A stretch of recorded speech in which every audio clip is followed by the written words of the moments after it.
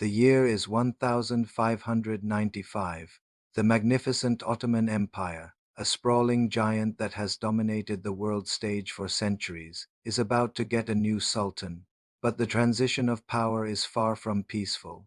It begins with an act of unspeakable brutality that will cast a long, dark shadow over the entire reign when Mehmed III ascends to the throne. He orders the execution of his 19 brothers. This horrific act of fratricide, carried out in the name of securing his power, shocks the empire to its core. The public outcry is immense. The wails of the people echo through the streets of Istanbul, a city now shrouded in grief and fear. This grim beginning is a dark omen, a sign of the turbulent and bloody years that lie ahead for the Ottoman Empire under its new, ruthless ruler. Mehmed III wasn't a sultan forged in the fires of the battlefield or groomed in the halls of provincial governance. Unlike his powerful ancestors, he spent his years as a prince confined to the palace, a gilded cage that shielded him from the harsh realities of ruling an empire. This lack of experience would prove disastrous. He was known to be easily swayed by his mother, Safa Sultan, and the powerful figures in his court. He was more interested in the pleasures of the harem than the complex art of statecraft. This disinterest left a vacuum at the heart of the empire, a void that ambitious and corrupt officials were all too eager to fill.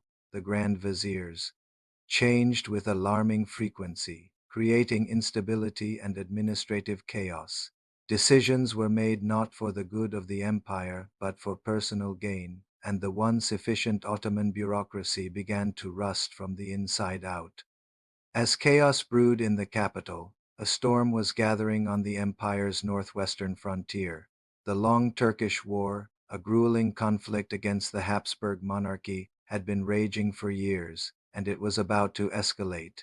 In 1596, Mehmed III was finally persuaded to do something his predecessors had done as a matter of course: lead his army in person. It was a momentous decision. The Ottoman army marched towards Hungary, their target the strategic fortress of Eger. The siege was brutal and bloody. The defenders fought with incredible courage, but they were no match for the overwhelming Ottoman force. After a hard-fought battle, Eger fell. The victory was a much-needed boost for Ottoman morale and for Mehmed's personal prestige. Riding high on this success, the Ottoman army moved on, seeking a decisive confrontation with the main Habsburg force. The two colossal armies finally met on the plains of Carystes. What followed was a 3-day battle of epic proportions, a chaotic and brutal clash of empires. The first 2 days were a disaster for the Ottomans. The Christian forces, with their superior firepower and disciplined tactics, pushed the Ottomans back. The Habsburg cavalry smashed through the Ottoman lines, and for a moment it seemed like a catastrophic defeat was imminent. The situation was so dire that Mehmed III, witnessing the collapse of his army, wanted to flee the battlefield. It was only the desperate pleas of his commanders that kept him there. The battle seemed lost, but then on the third day the tide turned in a most unexpected way. The Christian soldiers, believing victory was theirs, broke ranks and started looting the Ottoman camp. They were disorganized, celebrating prematurely, and their discipline evaporated.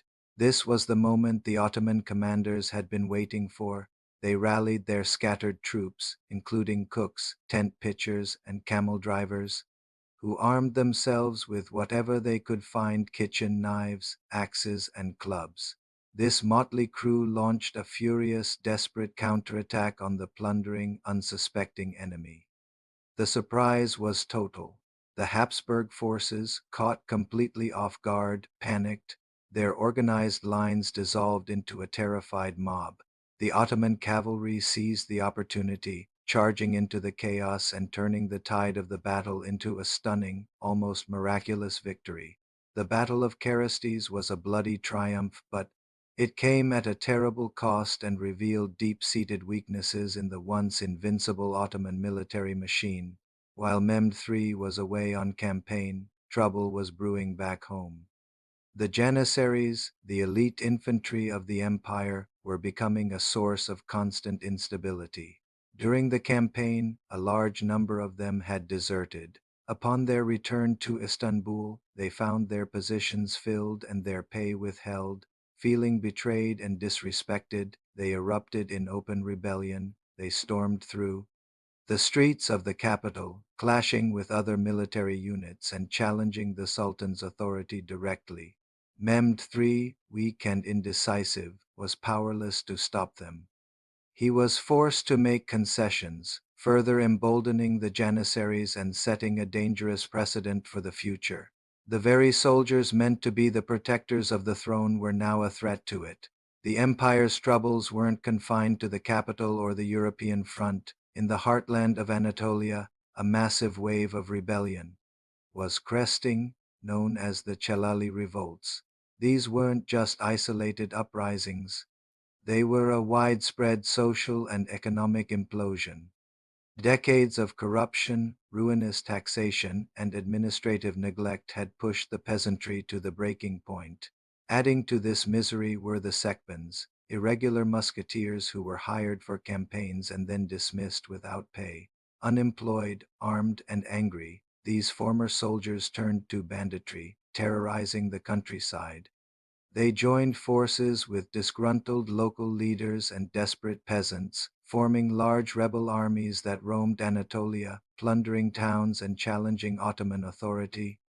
One of the most formidable rebel leaders was a man named Karayats. A former low-ranking official, he became the figurehead of the Chelali movement. He was a skilled organizer and a charismatic leader who managed to unite various rebel bands under his command. At the height of his power, he controlled a vast swath of central Anatolia and even behaved like a sovereign ruler, issuing decrees and collecting taxes. The Ottoman state was forced to fight a war on two fronts, against the Habsburgs in the west and against its own subjects in the east. The governor of Damascus, sent to crush the rebellion, initially managed to defeat Karayaz's forces, but instead of executing him, the governor made a fatal error. He tried to co-opt Karayaz, appointing him as a governor of a small province. This only legitimized his power. Karayaz used his new position to gather even more followers and soon resumed his rebellion, plunging Anatolia back into chaos. The empire was bleeding from 1,000 cuts. The long war in Hungary dragged on, a costly stalemate that drained the treasury and demoralized the army. The Janissaries in Istanbul remained a volatile and powerful faction, constantly demanding more power and money. And in Anatolia, the Chelali rebellions raged, depopulating vast regions and shattering the economic backbone of the empire. The once mighty Ottoman state seemed to be teetering on the brink of collapse. Central authority had crumbled, law and order were distant memories for millions of people. It was a time of profound crisis, a perfect storm of external war, internal rebellion, and institutional decay. Amidst this turmoil, Mehmed III remained a distant and ineffective ruler, secluded in his palace. His reign, which began with the blood of his brothers, was drawing to a close in a sea of chaos. In 1603, at the age of just 37, Mehmed III died. Some say it was of a heart attack, perhaps brought on by the immense stress of ruling a collapsing empire, or perhaps simply from a life of excess and inactivity. He left behind an empire in a state of profound crisis. The treasury was empty, the army was in disarray, and vast territories were in open revolt. He also left a young son, Ahmedai, who would inherit this mountain of problems. Mehmed Ii's reign is remembered as a turning point, the moment when the long, slow decline of the Ottoman Empire became terrifyingly visible. The magnificent edifice built by sultans like Mehmed the Conqueror and Suleiman the Magnificent was now cracking. At its foundations, a dark prelude to the centuries of struggle that lay ahead. Thanks for watching. If you found this glimpse into a critical moment of Ottoman history fascinating, don't forget to like, share, and subscribe for more deep dives into the past. Hit that notification bell so you won't miss our next episode. See you next time.